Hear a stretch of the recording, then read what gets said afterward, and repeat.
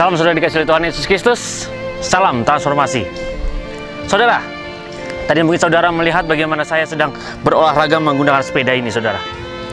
Banyak orang berolahraga. Setiap hari mereka berolahraga. Terkadang mereka menggunakan sepeda. Terkadang mereka gym, pergi ke Gold Gym atau pergi kemanapun itu. Terkadang mereka mungkin atletis. Mereka pergi berenang, berlari. Mereka berusaha untuk menurunkan berat badan. Tetapi apakah itu sangat menolong? Memang itu salah satu cara, salah satu tools yang digunakan bagaimana kita mengurangi berat badan kita. Bagaimana kita menjaga kesehatan tubuh kita. Tetapi ada satu hal yang perlu kita ketahui. Karena hari ini kita akan berbicara dan kita akan membahas bagaimana mengenai ketamakan yang mengikat diri kita dan yang memotivasi kita. Saudara, ketika kita perhatikan, kita mungkin pernah mendengar ada seorang yang bernama Reynold III, seorang bangsawan yang berasal dari bangsa Belgia. Dia sangat tambun, dia sangat lumayan terkaya di sana. Tetapi pada zaman revolusi, Reynold III ini ditangkap oleh adiknya sendiri. Sungguh mengenaskan, dia ditangkap oleh adiknya sendiri dan dia dipenjarakan, dia ditaruh dalam penjara. Ketika dia ditaruh dalam penjara, lebih herannya lagi, penjara ini sangat-sangat luar biasa, saudara. Penjara yang ditaruh di tempatnya ini tidak ada teralis dan pintunya lebih kecil daripada badannya. Karena badannya daripada Reynold III ini adalah sangat besar sekali, sehingga dia tidak bisa keluar dari ruang penjara itu kalau badannya masih sebesar itu. Karena dia amat sangat tambun. Adiknya ini mengenal betul bahwa kakaknya ini sangat menyukai makanan-makanan yang sangat istimewa dan suka memakan makanan yang jauh lebih banyak daripada yang lainnya, sehingga membuat badan sangat tambun, sangat luar biasa, saudara. Saudara, seringkali kita berolahraga setiap hari. Kita berusaha mengeluarkan keringat kita. Kita berusaha menjaga kesehatan kita. Terkadang bahkan ada yang berolahraga dengan tujuan supaya tubuhnya menjadi lebih langsing, lebih six-pack, lebih bagus. Tetapi terkadang juga dia lupa. Di dalam hal makan, di dalam hal ketamakan, dia lupa.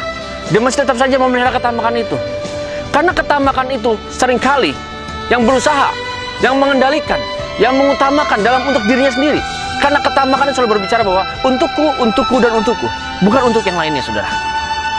Saudara, kalau saat ini mungkin kita merasa, saya kurang berolahraga. Atau ada juga dari saudara yang mungkin selama ini saya sudah berolahraga, tetapi kok tidak langsing-langsing, tetapi kok tetap tambun saja. Mungkin banyak pager di mana-mana. Mungkin banyak lipatan-lipatan bukan bentuk six-pack, tetapi lipatan-lipatan ini banyak lemak dalam tubuh kita. Saudara perlu ketahui, Reynold III ini ketika dia di penjara, adiknya sudah berjanji kepada kakaknya bahwa dan berani mempertaruhkan dan berani mengembalikan semua jabatan, semua kehormatan dan semua gelar daripada kakaknya ini.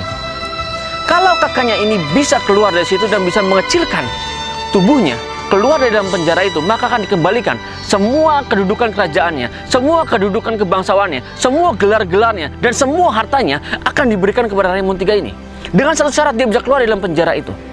Tetapi Reynold III ini, dia tidak pernah bisa menahan bagaimana apa yang dia makan dalam tubuhnya setiap hari.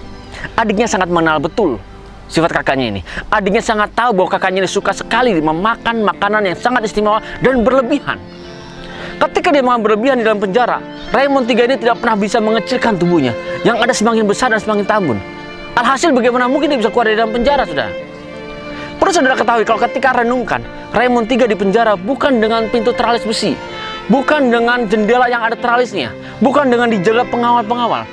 Tetapi renungkan bahwa Reynold III di penjara bukan karena ruangan penjara, tetapi adalah ketamakannya sendiri yang memenjarakan dia. Karena dia selalu menikmati semua yang ada. Dia berusaha makan sebanyak mungkin dan akhirnya tubuhnya menjadi besar dan menjadi tambun. Dia tidak bisa keluar dari penjara itu. Maka dari itu, bukan penjara yang memenjarakan dia, tetapi ketamakan itu yang memenjarakan dia. Saudara, sebagai manusia, seringkali kita tidak menyadari bahwa kita dikuasai oleh ketamakan. Dalam hal apapun kita berusaha selalu untuk mungkin kita terlihat baik secara kesehatan, tetapi kita lupa bahwa hidup kita dikuasai oleh ketamakan. Dalam hal mencari harta, dalam hal mencari keuangan, di dalam mencari karir, kita berusaha segala sesuatu bahwa untukku, dan untukku. Semua hanya fokusnya untukku. Bahwa apapun yang kita hasilkan, kekayaan yang kita hasilkan, semuanya merasa ini hasil kerjaku, ini hasil kerja saya, dan inilah kekayaan saya, sehingga dia lupa. Dan itu semua yang memenjarakan kita semua. Dan itu juga yang memenjarakan saudara. Bukan bagaimana kita berolahraganya, tetapi ketamakan, roh ketamakan itu yang memenjarakan kita. Roh ketamakan itu bisa mengekang kita, bisa memenjarakan hidup kita ketika kita berada di dalam kungkungannya, ketika kita berada di dalam kekuasaannya. Tetapi roh ketamakan juga bisa kita gunakan sebagai memotivasi hidup kita. Bagaimana kita bisa menjaga supaya jangan sampai kita dikuasai olehnya. Bagaimana caranya, saudara? Kita sebagai orang-orang percaya, kalau kita lihat, saudara, dalam firman Tuhan, di dalam Ulangan 8 ayat 18, dikatakan bahwa tetapi haruslah engkau ingat kepada Tuhan Allahmu, sebab dialah yang memberikan kepadamu kekuatan untuk memperoleh kekayaan, dengan maksud meneguhkan perjanjian yang diikrarkannya dengan sumpah kepada nenek moyangmu, seperti sekarang ini, menyadari sepenuhnya bahwa Tuhanlah sumber berkatnya. Saudara, sebagai orang percaya, seharusnya disadar bahwa sumber berkatnya bukan karena kekuatan kita, sumber berkatnya bukan karena egoisan kita, bukan karena kemampuan kita, bukan karena kerja keras kita menghasilkan semua harta kekayaan, tetapi itu semua adalah dari Tuhan. Ketika kita menyadari betul bahwa semua yang kita hasilkan itu adalah anugerah dari Tuhan, maka kita ingat betul dan kita akan menjaganya, kita akan mengelolanya dengan baik. Kita bukan menguasainya hanya untuk kepentingan sendiri, saudara.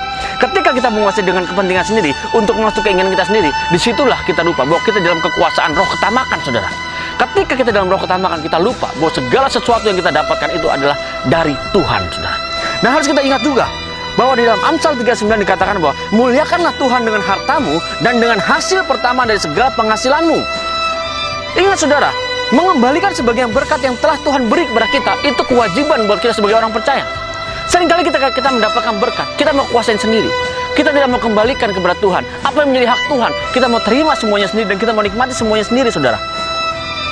Ini yang menjadikan kita berada di bawah roh ketamakan. Harus sadari betul bahwa kita harus kembalikan apa yang menjadi haknya Tuhan, saudara. Dan Amsal 30:25 berkata bahwa semut, bangsa yang tidak kuat.